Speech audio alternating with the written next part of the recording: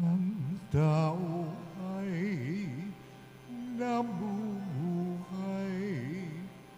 hindi lamang sa tinapay, kundi sa salitang mahal mula sa bibig na banal ng Ama nating may kapal. Ang tao ay nabubuhay, hindi lamang sa tinapay, kundi sa salitang mahal mula sa bibig na banal ng Ama nating may kapal. Sumainyo ang Panginoon. At sumayo rin. Ang mabuting balita ng Panginoon ayon kay San Mateo. Papuri sa iyo, Panginoon.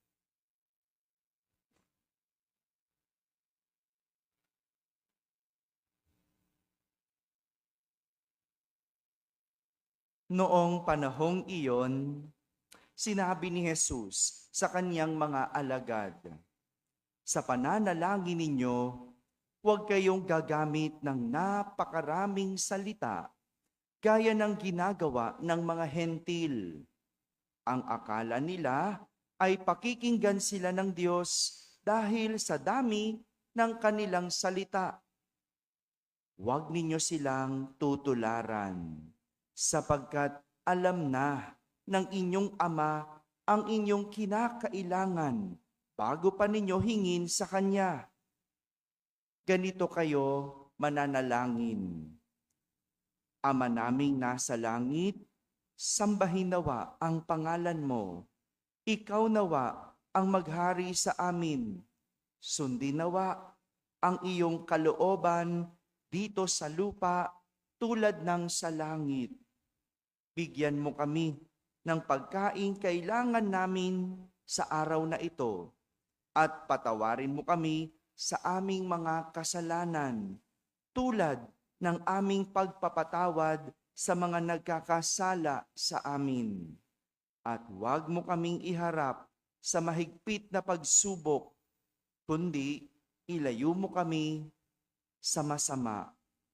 Sapagkat iyo ang kaharian at ang kapangyarihan at ang kapurihan magpakailanman.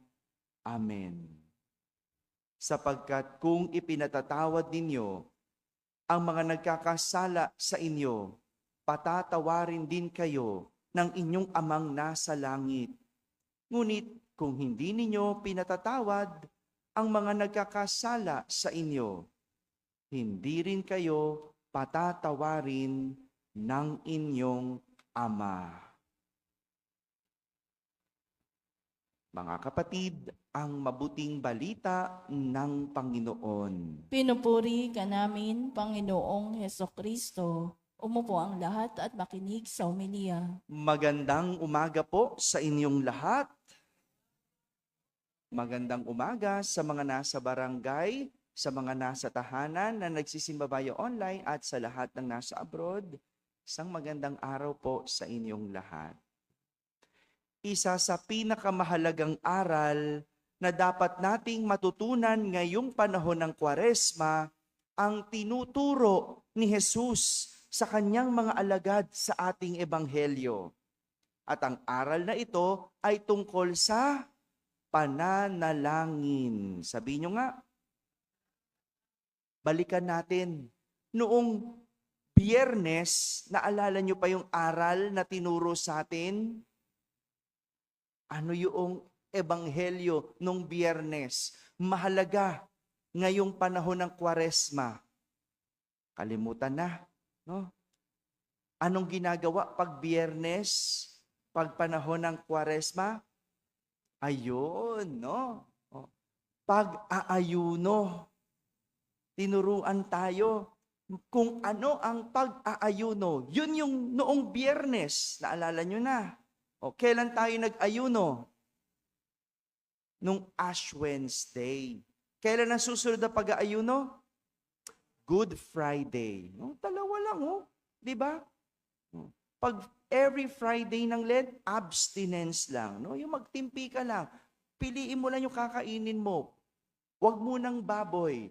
Gulay muna at simpleng isda. No? Tinuruan tayo nung Biyernes kung ano ang pag-aayuno.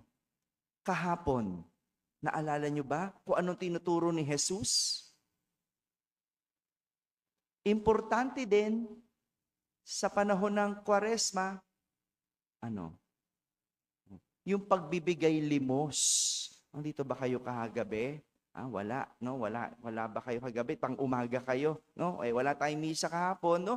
Tinuruan ni Jesus ang mga tao tungkol sa paglilimos. Ano 'yon, 'di ba? Yung bigyan mo ng damit, ang walang damit, ang hubad, painumin mo ang mga uhaw, 'di ba? 'Yun yung ebanghelyo kahapon, pakanin mo ang mga nagugutom, pagbibigay limos. At ngayon naman, tinuturo ni Jesus ang pinakamahalaga na dapat nating huwag kalilimutan ngayong panahon ng Kwaresma. At syempre, kahit hindi Kwaresma, ito ang pananalangin, ang magdasal.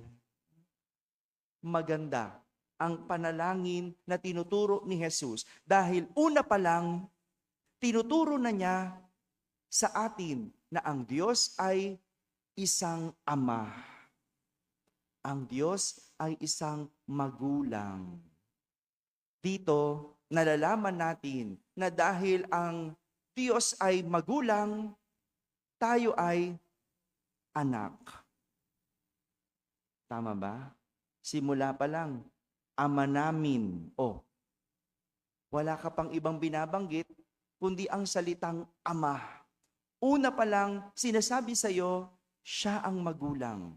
At sinong anak? Tayo. Tayo ang anak. Ang ganda dahil binabahagi ni Jesus ang kanyang ama sa atin. Di ba maganda yon? No? Yung pag magkakaibigan kayo, pag dumalaw ang mga kaibigan sa bahay ninyo, di ba? Yung binabahagi mo na yung mga kaibigan mo, ituturing ding magulang. Yung magulang mo. Kaya nga, yung mga magulang, kahit hindi nila anak, yung mga kaibigan ng kanilang anak, ganun ang turing. Ganun ang malasakit. Kasi binabahagi mo. Ginagawa mong parte yung mga kaibigan mo sa iyong pamilya. At ibig sabihin ng pagtawag sa ama namin, ibig sabihin tayo ay may magulang. At ang magulang ay Diyos. Ay Diyos. Kaya naman, si Jesus ay ang ating kapatid. Kapatid si Jesus. At bilang kapatid natin si Jesus, ganun na lang din ang abot-abot na malasakit sa atin. Di ba ganyan ang magkakapatid? Dapat nagmamalasakitan, tama? Ba't di kayo makasagot? Di ba ganyan yung mga kapatid nyo? No? Pag malalaki na, di ba, kanya-kanya na. Ganyan ang mga ibang magkakapatid. No? Pag meron ng sariling pamilya, ay wala nang pakialam sa magulang. Wala nang pakialam sa kapatid. Bakit? May sarili na akong pamilya. Hindi na kayo obligasyon ko. Ganun ba yon? Ang kapatid ba humihinto kapag nag-asawa ka na? Hindi ba? Kapatid ka pa rin naman. Si Jesus, ating kapatid. At bilang kapatid, siya'y may malasakit. Kaya nga siya'y nangangaral, nagtuturo. Ganyan ang kapatid. Nangangaral, nagtuturo. Kapag ang kapatid ay naliligaw, tinuturuan. Kapag ang kapatid ay napapariwara, ginagabayan. Kapag ang kapatid ay gumagawa ng masama, tinatama. Dapat ganun. Dahil ganun si Jesus sa atin bilang kapatid. Una, ang Diyos ay Ama namin, Ama natin. Pangalawa, si Jesus ay ating kapatid. At dahil ang Diyos ay ating Ama, ibig sabihin, pwede tayong humiling.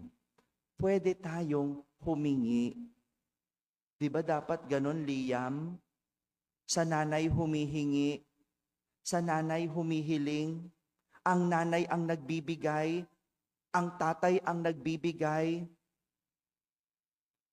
Hello? Ganon ba yon? Ganon dapat yon. Kaya mga magulang, ang pagiging magulang, hindi lang basta hinahangad o ginugusto. Tanungin mong sarili mo, kaya ko ba maging magulang? Nung linggo, nagbinyag na naman ako. Ang nanay, nung bininyagan ko, 16 years old. Kung titignan ko, kaya ba nito maging ina? Kaya ba nito? Of course, mahirap husgahan. Pero napapaisip ka, sa isang teenager, kailangan mo nang ibigay lahat sa iyong anak. Kailangan mo nang magsakripisyo sa iyong anak. Kaya mag-ingat mga magulang. Ang pagiging magulang, hindi lang ginugusto. Tinatanong, kaya ko ba? Dahil ang magulang, siya ang nagbibigay. Gaya ng panalangin ni Jesus, pwede tayong humingi. Kaya nga ang sabi, bigyan mo kami ng aming kakanin sa araw na ito. Hingi ka. Humiling ka. Pero hindi naiiwan sa paghingi. Hindi natatapos sa hiling dahil meron kang kailangan gawin. Kaya nga, ang sinasabi natin sa Ingles, give and take. Tama? Ano una? Give. Bago ka mag-take. No? So bago mo kunin ang hinihiling mo, bigay ka muna. Bigay ka muna. Kaya nga, sa unang parte ng panalangin, anong sabi ng turo ni Jesus? Sundin ang loob mo dito sa lupa para nang sa langit. Ganyan. Ganyan dapat bilang anak, marunong sumunod. Susunod ka. Sunod ka muna sa Diyos bago mo kunin ang hinihiling mo. Sundin mo muna ang Diyos bago mo makuha ang hinihingi mo. Maliwanag? Kaya nga, tinuruan tayo ni Jesus muna magbigay bago tumanggap. Nung Biyernes, mag-ayuno ka muna. Diba? Yung pag-aayuno, magtiis ka muna. Kahapon, tinuturuan tayo, magbigay ka naman. At ngayon, pananalangin, saka ka humiling. Ang tao baliktad. Hingi muna bago magbigay. Hello? Huwag kang humiling kung hindi mo kayang magbigay. Hindi pwedeng tanggap ka ng tanggap, hindi mo kayang ibigay ang iyong sarili. Tanggap ka ng tanggap, hindi mo kayang sumunod. Kaya mga magulang, ito naman ang para sa inyo. No? Para sa inyo. Susundin dapat kayo. Pero, bago sumunod, meron ding pagbibigay. Kaya mo bang magbigay? Mga kapatid, ito ang panalangin na tinuturo sa atin ni Jesus. Isang panalangin kumpleto na tumutukoy sa ating Diyos bilang Ama, sa atin bilang anak, at tinuturuan tayong magbigay bago tumanggap. Amen. Amen.